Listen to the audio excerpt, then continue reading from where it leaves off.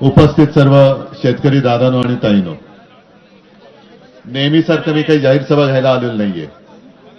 कारण जाहीर सभा म्हटल्यानंतर तुम्हाला माहिती आहे तांजाम असतो मोठा, मग मोठं व्यासपीठ असतं, मग त्याच्यासमोर काय असतं ते डी झोन असतो, आणि मग त्याच्यानंतर पलीकडे तुम्ही लोक असता.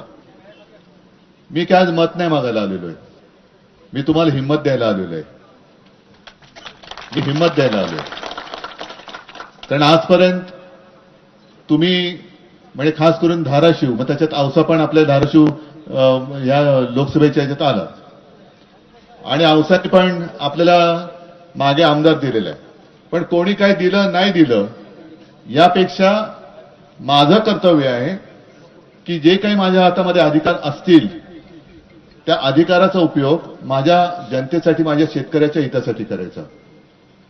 आणि म्हणूनच जो सारखा एक उल्लेख होतोय की तुम्ही जी काय कर्जमाफी केली होती, तुम्ही म्हणजे आपल्या सरकारने, पण तुमच्याच आशीर्वादाने केली होती, नाही तुम्ही पोहोचलो कसं असतो तिथपर्यंत, बरोबर ना? म्हणजे तुम्हीच मला तिथे नेऊन बसवलं होतं, मी नव्हतं जाऊन बसलो, मी काय एकटा जाऊन बसणार तिकडे. आज आता परिस्थिती अशी आहे की संकट आल्यानंतर सगळे फोटो काढायला येतात, मग त्यांचे फोटो लावून मदतीचं कार्य होतं, बरोबर ना? आपल्याला वाटतं, म्हणजे आम्हाला शहरामध्ये असं वाटतं अरे बापरे काय मोठं काम चाललेलं इकडे, हा मोठा माणूस दिसतोय. कसला मोठा माणूस? आज आता दिवाळीनंतर मी मागेच म्हटलं होतं की सर्व मराठवाड्यात, आता मराठवाड्यात फिरतो म्हटल्यानंतर मला विदर्भ, उत्तर महाराष्ट्र सगळीकडे शेतकरी बोलवायला लागले, साहेब आमच्याकडे पण या, आम्हाला सुद्धा काय मिळालेलं नाही. मग नेमकं पैसे जात आहेत कुठे? ज्या भ्रष्टाचाराच्या कथा आपण ऐकतोय, हजारो कोटींचा भ्रष्टाचार होतोय, हजारो कोटी. म्हणजे मुंबई महापालिका तर लुटून खाऊन टाकली त्यांनी. कॉन्ट्रॅक्टरच्या मागे कॉन्ट्रॅक्टर, जर आता होऊन दादा तू बोलला ते बरोबर आहे, अदानीच्या सिमेंटच्या पोत्याला कधी हमी भावापेक्षा कमी भाव मिळतो का? आता माझा आपत्तीग्रस्त शेतकरी आहे, त्याला घर बांधायचं, घर वाहून गेलं, सोयाबीनला हमी भावापेक्षा कमी भाव मिळतोय, म्हणून त्याच्या घराला घर बांधणीसाठी सिमेंटच्या पोत्याचा भाव कमी होतोय का?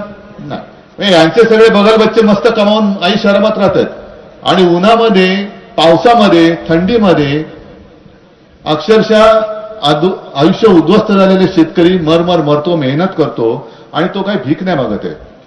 जर तुमच्या कष्टाला योग्य भाव मिळाला, ज्याला हमी भाव म्हणा, तर तुम्हाला कर्ज फेडण्याची काही चिंता लागेल? अजिबात नाही. पण एक तर सगळं करून प्रतिकूल परिस्थितीमध्ये तुम्ही हे सगळं सोनं पिकवायचं, आणि सोनं एका रात्रीमध्ये मातीमोल होऊन जातं. आता माती पण वाहून गेली, मग मोल कसलं? म्हणजे खरडून गेलेली जमीन आहे, त्या जमिनीचं करायचं काय हा प्रश्न पडलेला आहे. मागे मी फिरत होतो, मला तुमच्यापैकी आता तुम्हीच सांगा मला, कारण आम्ही त्या बाबतीत अडाणी माणसं, शहरी बाबू. मागे माझ्यावरती टीका होत होती, याला शेतीतलं काय कळतंय, नाही कळत, म्हणून मी शेतकऱ्यांच्या मध्ये जाऊन उभा राहू शकतो. तुम्हाला कळतं तर तुम्ही येऊन उभे राहून दाखवा. सांगतो ना, येतो ना. अरे वा, फार प्रेम दिसतं तुमचं. सांगतो.